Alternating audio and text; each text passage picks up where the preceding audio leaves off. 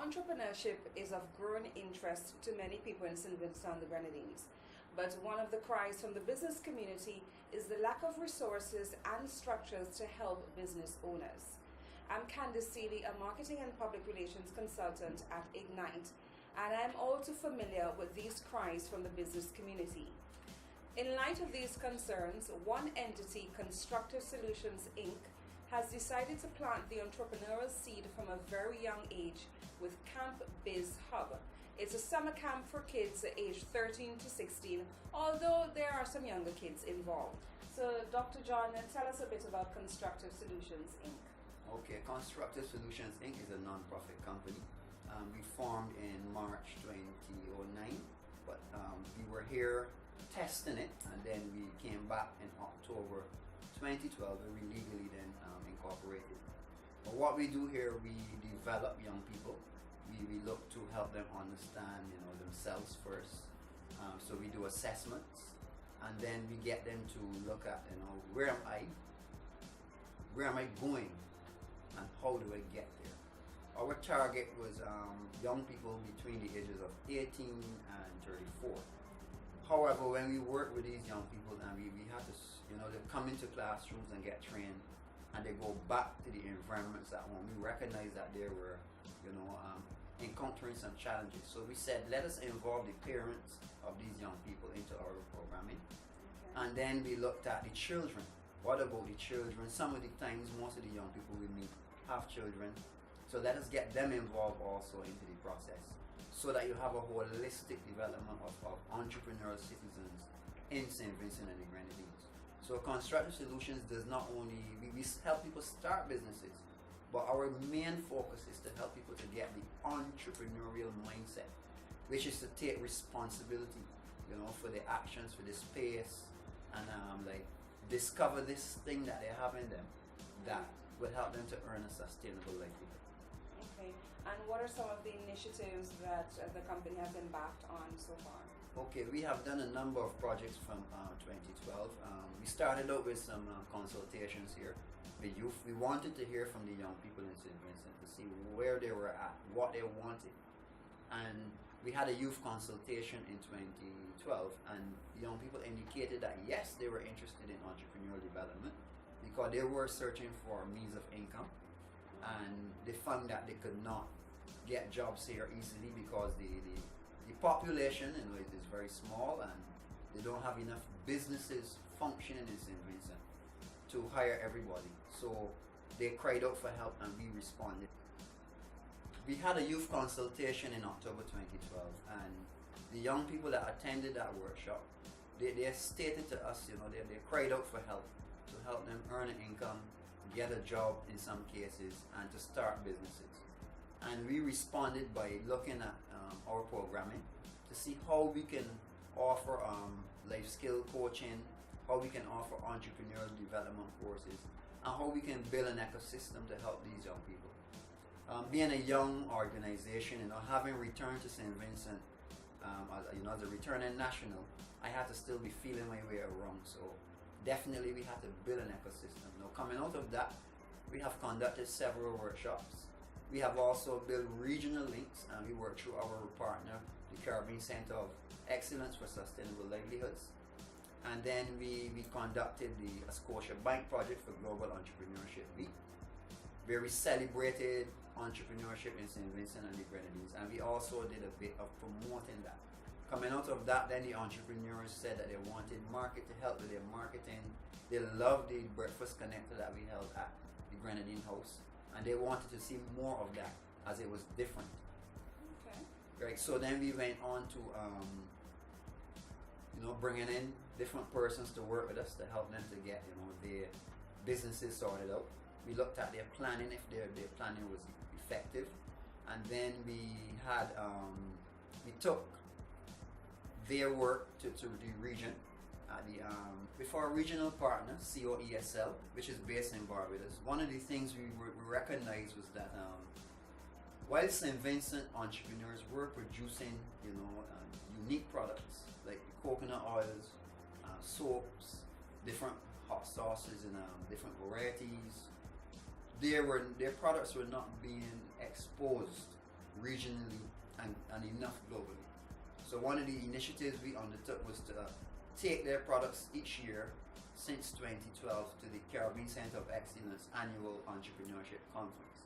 These conferences were held in different islands each year, and in 2013 we went to Jamaica, where St. Vincent and the Grenadines won Best Product, Best Quality, and Best Informative Exhibit for the cluster of Vincentian products that we took away. Now that year we had the assistance of CED, who partnered with us in that initiative, and two of the entrepreneurs who went with us, they were very, very, very proud of their work. And we had Val Kelly Investments winning Best Product and Best Quality across the region. And then we had a young man from Bel Air, he's a farmer. He did agriculture, but we had some complications with getting his products to the exhibit, so he could not actually exhibit.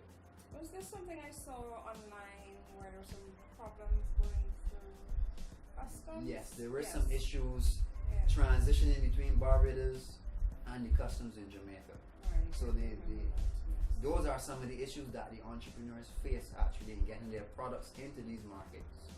And we had a first-hand experience of it, so all of his product was taken away from him and he could not exhibit. But he was very happy with the experience. And two of the highlights of that tour was that we always do a dialogue research on the ground whenever we attend the conference.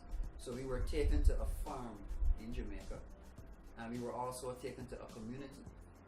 And it was really great to see us, mingling with other regional entrepreneurs and the wealth of information that was collected. So out of all of these initiatives, we recognized that we had to provide now a bit more detailed work with Vincentians, especially in the area of marketing their products, branding the products, getting them to produce more so that they can export, have the right quantities and so on. And then the other concern we had was obviously the mindset, because in order to raise their production, they had to raise their minds. So we worked a lot building up the mindset first before we actually built the products. So a lot of our initiatives have been working on the mindsets of the people, the entrepreneurial citizens in St. Vincent, and that is what has led us to Countenance Hub. Now last year we did the pilot project, and we selected some young people from different communities, and we brought them in and we trained them life skills and how to become resilient teenagers using business practices. Okay, so Countenance Hub, you did a pilot last year, so this is the first real one in 2016. Yes, it is. Okay, what is the actual aim of Countenance Hub? Okay, Countenance Hub really is one of the things we recognize from assessing a lot of the 18 to 34-year-olds was that a lot of them still did not know at that age where they were going. Many of them didn't have a vision, except to say, I just want a job. Some didn't even know which job. Some didn't recognize that you had to align your skills with the job that you choose. So they were just applying 100 applications, and they were never getting a response. And then we recognized from assessing them that they were not going about even the job search in the correct manner. So we said, you know what, let us go back a bit and let us start to help them at the age of 13, because of the experience I've had being educated in Barbados and so on. Actually, when you're at age 13 in Barbados, you start to work on your career. At that age, you start in terms of what career do you want. So you go through secondary school studying those subjects. So by the time you finish secondary school and you enter college, you are actually working on your career. What we found in St. Vincent with the younger people was that they went through college, but then I didn't really want to do this. I just did this because, and we wanted to help them to correct that. So we decided to work with the teenagers to help them to understand the steps they have to take and not wait until they were 18 or 21 to decide at that time, I need to have a job. And my application should not say any job you have in your organization and things like that. Okay, so Dr. John, I realized that you have not tried to do this on your own. You have actually brought on a partner in the form of Legacee, and we have Mrs. Esther Davis, the owner of Legacee, here with us. Mrs. Davis, what is Legacee for those persons out there who have no idea? Okay, Legacee is an advertising, sales, and marketing agency. I started it last year in July, so it's about a year old. And the reason why I started it because I came out of the advertising field and I knew that there was a lot to be done in that particular area. I also wanted to work with development, small business development, and also to have a focus on the youth in development as well. Part of the focus is also sustainable development, livelihood, and alleviating poverty as well. So it became a good opportunity for me to try and bring the youths in and understanding what it is to be a part of a business, but also to help with the branding and the proper promotion of businesses in St. Vincent, especially the micro enterprises. And also has a focus on charity, so that's why I attach myself to the NGO side of it to see how I can help with the community aspect as a core focus for the business as well. Legacee actually is spelled Legacee. It means Legacee Center for Entrepreneurial Excellence. So when I crystallized that focus, it is because I understood that a lot of the small businesses have to have a holistic development plan, and so that's why I crystallized it to that point to share the excellence need to come out in businesses in St. Vincent. So I also had a focus of 2020 vision to see the micro businesses come to that point where growth and development was at a point where persons feel proud about what they're actually offering the marketplace. And what has been your role at Camp Biz Hub? It has been many talks. I think that it is the workload is equally shared among all of us. So it's not like somebody is leading and this person is just doing this part. The facilitation is shared by all of us, which is good, and also the support for the youth, helping them to be able to manage the work that they have to do. We all synergize in trying to help them get those things together. And my core focus might have been the advertising and marketing and trying to get some sponsorship and so on, that type of support. But equally, we've pulled our weight to help each other to make whatever it is we have to do happen, whether it's administration, whether it's facilitation, whether it's taking the kids out, or sharing devotions, etc. We shared up the work to make sure that everybody gets full support, which was good for me. Okay, so let's get to the meat of the Biz Hub. What exactly are the kids learning? What is being taught to them? Okay. Well, when they come in, we carry them through a step, which is who am I, which is an assessment. That's the first thing they learn. They get to understand themselves better. What we have recognized is that a lot of young people, they're dealing with a lot of issues like peer pressure, low self-worth, and one of the other things we recognize, they have very good ideas, but they struggle to get them done because the other issues of how I dress, how I look, and that sort of stuff. So we start them with that. We also do character building, and we do that through a process of devotion. Now what we do, we would show them how through the devotion and the behaviors that they are struggling with, how they can use these discussions and thoughts to help them. And we get them to share with us. So we listen to them a lot. They can relate to a lot of the things that we're talking about because we did study them very well as in terms of the issues they're having. So some of the things like dealing with friendships, choosing the right friends and so on. how to make the right decisions, how to use wisdom, and then we show them then how to create that idea that they are seeing in their head.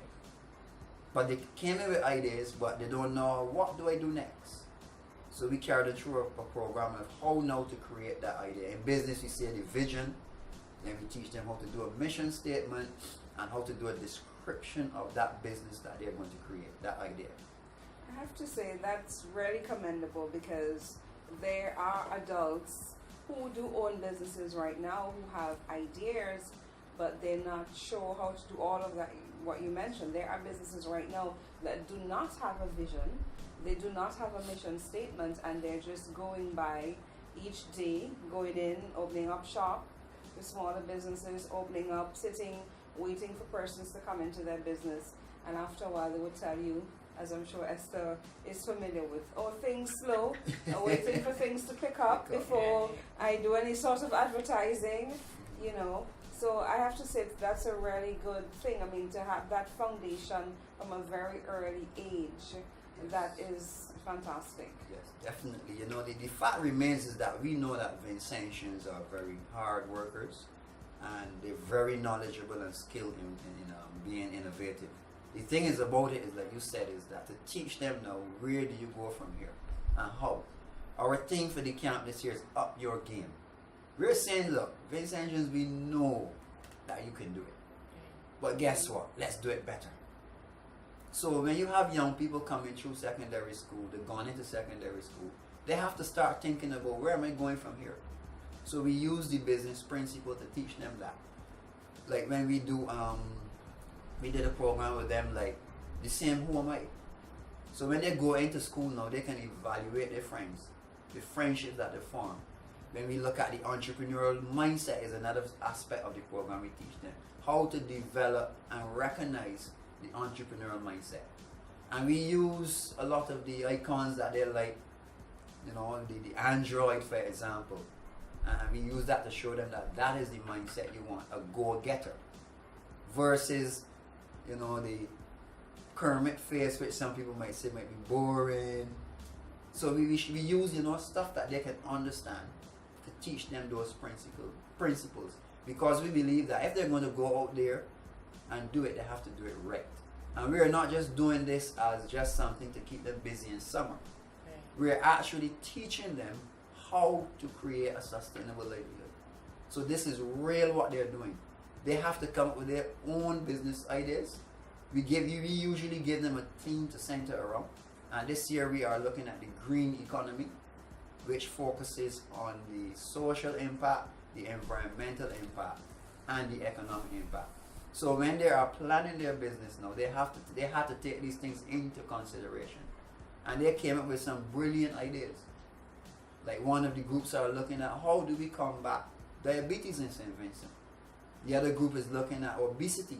How do we change the foods we use in St. Vincent by using local fruit and ground provisions to deal with our health issues, and at the same time preserving the environment and creating, you know, income to help deal with the social problems that a lot of the same young people are having. And we asked them, you know, what are some of the issues that you have? And some said, sometimes you don't have books. Yeah. We can't afford books. So now they can create these little businesses, even if they operate them in summer, to help buy their books and help with their school uniforms and so on, to help the parents who might be also struggling in this type of economy. So this program was strategically created, not to just be a program, but to be a solution to the socio-economic issues that some of these young Vincentians are actually facing. And to add to that, you know, in other countries, I'm speaking like from the UK, Europe, American perspective, having lived there.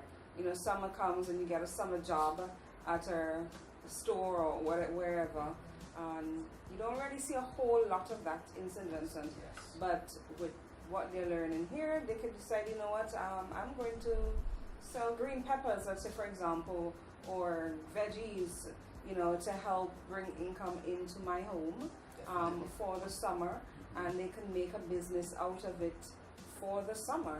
and actually bring some additional income into the family. So yeah, that's definitely a move in there. Yeah, so one of the things we do also is that after they create the business in here, they take it then to the public. Like on Friday, we are preparing them now to exhibit, to have an expo on International Youth Day, which is the 12th of August every year. And this will be our second year that they will be having this expo. And they are excited, they are ready. They are already gone home and they're telling the parents, they're talking to people in the community, help us. Give us some, the ingredients and raw materials to help create these little businesses that we are going to do for that expo. What are some of the business best practices that were taught to these teenagers? Okay, one of the first best practices we taught them, have a business plan. So they had to learn these very steps of a business plan. And they had to actually produce one. So they're right now finalizing their actual business plan. It will be in writing. They had to act it out, and it's also in writing. They also had to practice pitching before bankers. We have a biz pitch session, and this is to prepare them in the event that they have to take their idea to any investor, or a bank itself. An investor could be mom and dad as well. Precisely, right. and I will tell you this, a lot of the campers have gone home and they have pitched the ideas to their parents to get the raw materials, to get permission, to get the, to let them know what are we doing at camp. And a lot of the parents have been meeting us and giving us some very good compliments about how they came home and pitched what they were doing and talked about the camp and so on. So we are preparing them to do that, because one of the things about entrepreneurship, you can have a very good product, but it needs to be sold properly. And a lot of times we in the region fall down on our customer service. But I will leave my colleague Mrs. Davis when she speaks about that. That is her guru, to talk about customer service and so on. And the other practice we did was teaching them how to cost and price their products and ideas. So after they come up with these brilliant ideas, we taught them then how to cost them. What was the difference between making money and profit? Because our local language, I make $50 today, man. My business doing good. And how much did you really spend? How much did you really, right? And then some people don't have a clue of that. Right. So everybody go, I make this amount of money today, but you did not consider your cost. And one of the things that we emphasized to them was labor. They have to pay themselves. And some people were, and even transportation. Like, I gotta come down anyway. I said, so we taught them, no, this is an aspect of your business, so you need to include it in costing. And then we show them break even. What is a break even? And then what is the difference in terms of profit? And how to set a profit margin. Right? And instead of saying, some persons were saying, oh, I can sell it cheap. So we taught them that was not a good business practice. That you can't just make a determination like that. You have to consider your cost, and then you work that out instead of guessing it or how you feel. Right? And then we took them then to business tours, where they actually now get to see businesses functioning. So they are now in a position to see the things that they learned versus the things that they see in operation. And in one of we also had a community service day. And they were taught about e-waste management, how to handle and how to how to properly understand what is electronic waste. And one of the highlights of the tour after was to hear the campers actually telling the technician, you know that you're supposed to be doing this, you know you're supposed to be doing that. That was the highlight of the day, to see that they were able to transfer now the best practices to even some of the entrepreneurs who had existing businesses. Yeah, one of the highlights also in classroom now was the marketing, because they were excited from day one to just get outside with their businesses. But we had to say to them, no. And my colleague Esther Davis, she was right there in position to say to them, well, So I think it is best to let her describe, how she went through that marketing and what was the best practice that she used through Legacee and her partners in helping them to understand marketing? Okay, well, I did make a decision to include Ignite in Very grateful. the whole affair because of the level of experience that Ms. Seeley has in advertising, marketing, and event promotions, etc. So I knew that she would be a great asset to the group in terms of what they needed to hear. So just spending time with them and seeing what they were able to create, and then asking them about the different aspects of the logo and the branding, and having them itemize the things that they would want to do and what kind of scenes they would want to create on the day, to see them pull it together, and then to see them standing and saying, this is my marketing team and my marketing and advertising team. I was like, wow, that's cool to see that, so just how they saw, the manager sold it, this is my marketing advertising team, showed me that they actually took in a lot of what was shared. So I was very encouraged by that. Yes, I was encouraged as well, having done their marketing presentation with them, and then coming back when they were pitching their businesses, and the groups came in, and this is our logo, and this is our tagline, and we have a jingle, from teenagers, just going through that motion. I was really happy to see that, and as Mrs. Davis probably knows, I'm very passionate about my field, and I really would love to see more, or I should say future marketing directors, marketing consultants, more advertising agencies, marketing agencies, developing St. and the Grenadines, where people look at marketing and public relations and advertising as a field that they want to get into, a sustainable field. So to see the young people reacting in this way, I felt really happy to see that, because you never know in the future. I could be a future director of marketing somewhere, or a future marketing consultant. You just never know. Very, very true. You just never know. Yeah, one of the reasons we did that was because having studied business management myself, we did case studies of like American businesses, English businesses, and nobody would have been doing any Caribbean businesses. And one of the things I recognized was that the context was always different because of the size of the American market. So when you are studying and you study these case studies and you go to implement them in a market like St. Vincent, it could almost plunge you into failure.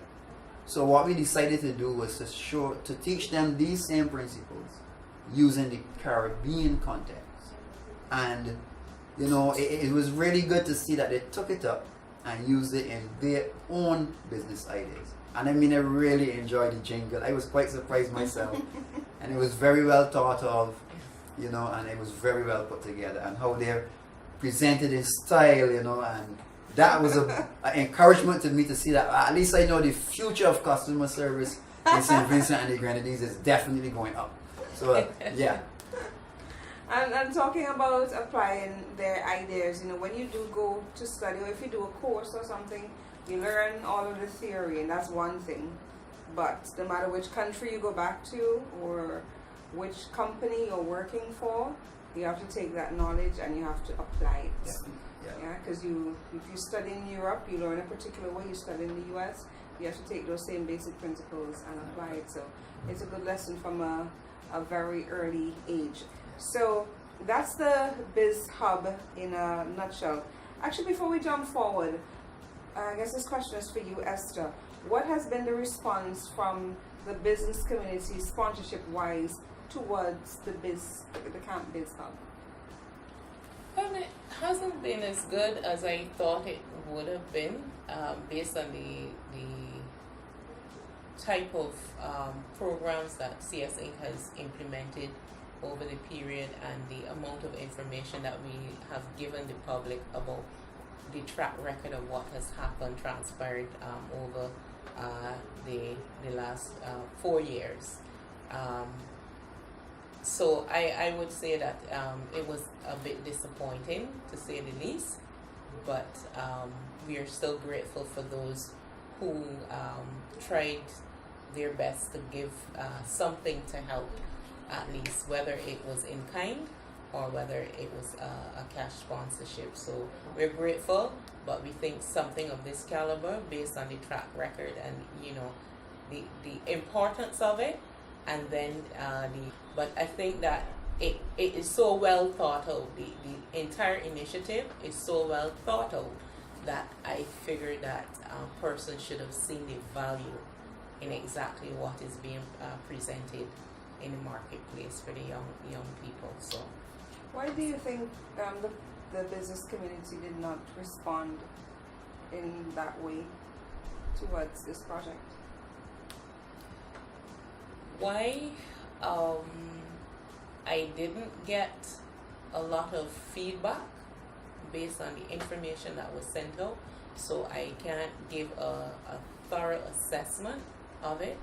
A lot of the smaller businesses that I service would have given an explanation in terms of there are lots of camps going on, and some of them would have serviced some camps, and then some of them may have been financially unable to do so, which I respected.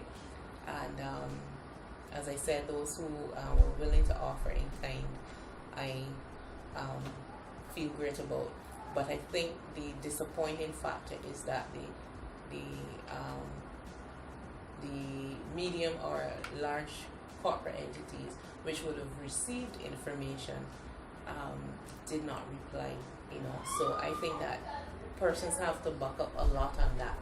Try your best to respond to even an email, because it may be something that is going to help your business for the long run. That one single email can be something that props up your business in the long run.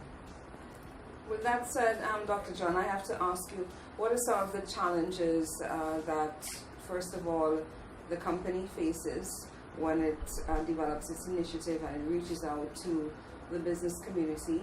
And also, the second part of the question is, what are some of the key things do you think that businesses need to work on in St. Vincent and the Grenadines?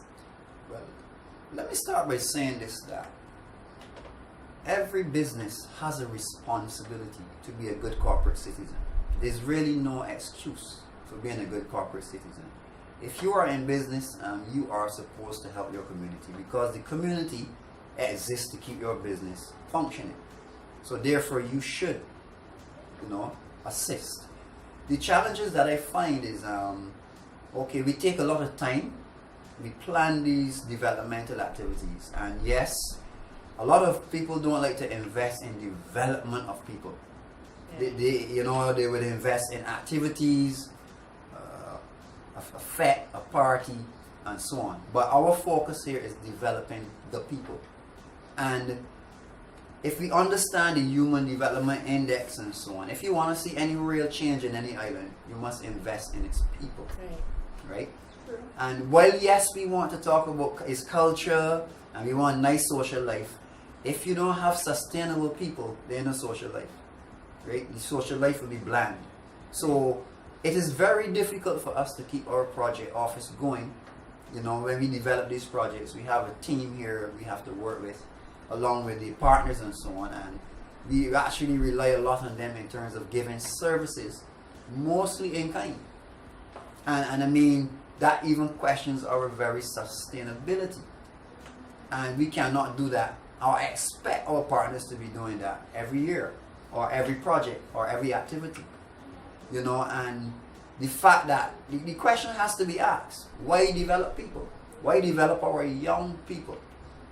I mean, if you look, you can see almost every day now, either a young person is dead, or they find themselves before the courts for some crime, or they're involved in some form of violence or abuse. And these are solutions that can help them. Because if you study and you do your research well, and one of the reports I will point to is the 2010 report of criminal violence in the Caribbean.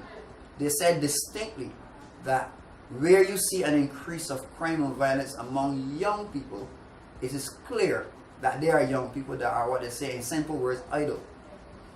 So, and you know the old adage is that the devil is finding work for idle hands to do. So we are encouraging more corporate people, businesses, help sponsor even if one single young person. And while I'm at that note, we want to thank our main sponsor, Mustic Charitable Trust, who took the time out to complement the work we were doing among the younger generation. And they sponsored 5 of the young people attending this camp. You know, they said we will invest in some of them. And we just need others to come on board and say, okay, I will sponsor 1, I will sponsor 2, you know, to help develop these young people. They are going to be your employees in the next 10 years, in the next 5 years. So it is better to have them develop now. So you can invest now so that when they come to your business, you have a well-trained, rounded employee, potential employee with some form of experience. Because I am certain that these young people are leaving here, even though this is their summer holidays, having now experienced what it means to develop a business, to be the accountant, to be the marketing officer, to be the manager of the business. Because each of the businesses we create has a manager. We don't manage the businesses for them. They manage their own business. And you are having young people now that leave this summer with experience that is well needed in the workplace. So that is why we believe that they need to invest in the young people and these development programs. Young people coming into the workforce, yes, they're coming, but if their mindset has not been shaped and tweaked over a period of time, the businesses suffer tremendously. They suffer from stealing. They suffer from persons having low self-esteem. There's so many different things. And work ethic.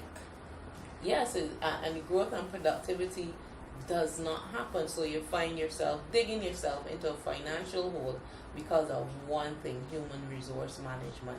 And I think that that's a component that has to be stapled in any business environment where the manager is looking to take their business to the next level. It cannot happen unless the human resource aspect is worked on consistently.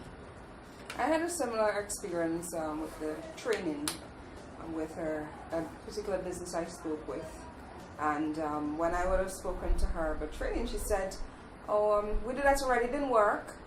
And I thought, okay, you did what already, what didn't work, and why didn't it work? There was no explanation for that, except that she said, you know, you have to know you have to know who you're working with, you have to know who you have.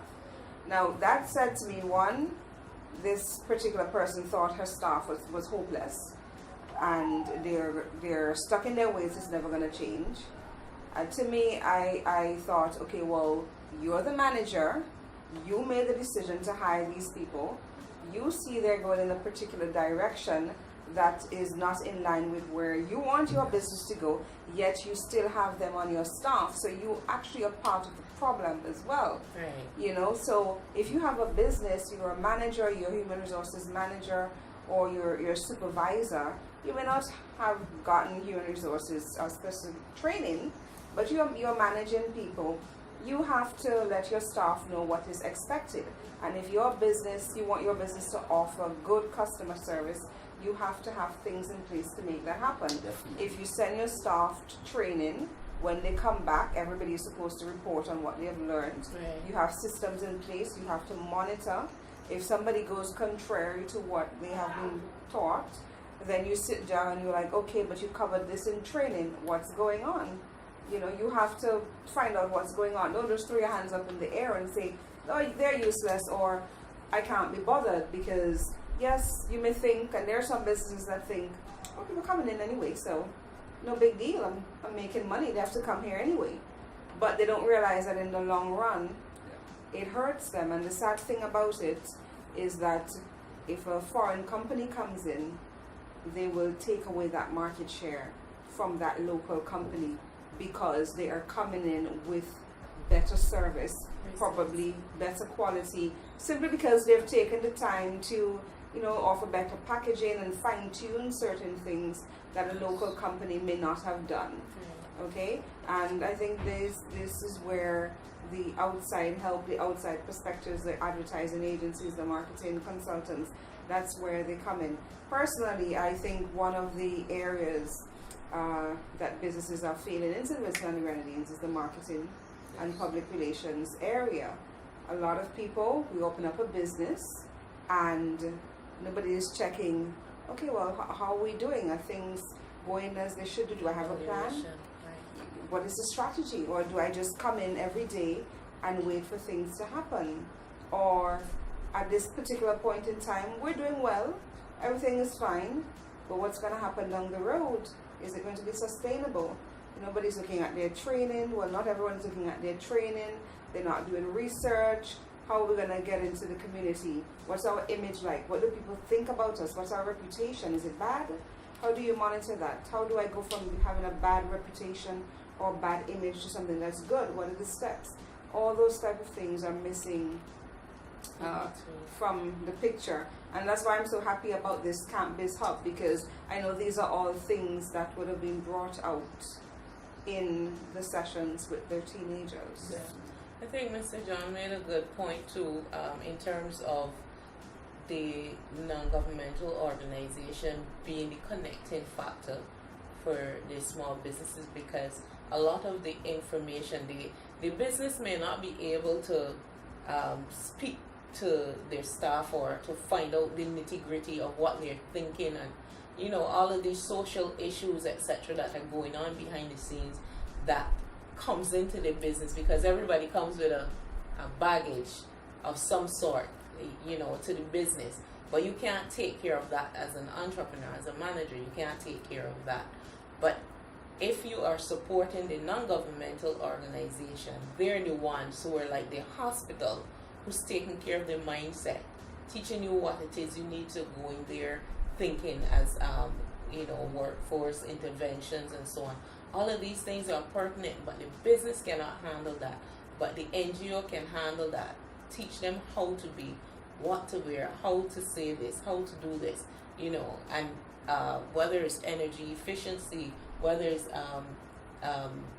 green economy or blue economy, they take care of those aspects and help with the mindsets of the staff, how they need to be thinking about disposing things, turning off the lights, where keeping different things clean, disposing of e-waste, etc. All of these things, the business can't take care of all of that, but the non-governmental organization works on those things.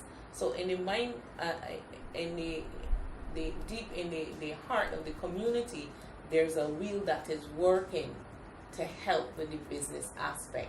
And unless the business sees that these types of things are important at the grassroots, this sort of information is important to their business so that they can up their game, as we would say. Unless they see that as important, they will continue to have the problems that they have. So they have to see the importance of the non-governmental organization in terms of civil society progress. Well, Mrs. Davis and Dr. John, I want to thank you so much for today. Before we wrap up though, I have to ask you, have you gotten much love from the media as it relates to the different initiatives that you have undertaken? I would say yes. I must be fair in saying that. There's a particular media we target. To be quite honest, we target a particular group of media who deals with community development. And for that I mean like NBC Radio, we work with SVG TV, we work with VFM. Their programming is more set around grassroots community development. The other radio stations, I know that they may attract youth, but they're more deal with the more entertainment and so on. And our target has been more of the community aspect of it in the initial stages. Yes, we have to reach out to the others. I was just going to say, because you definitely do. Yeah, but we have had a very good working relationship, for example, with API, the Agency for Public Information. We've had a great one with NBC Radio. And this is how this synergy was actually created, Actually, it was recommended to have a word with you because of your love for your work and your passion, that From NBC Radio? yes, you would have been a great person to work with in this line.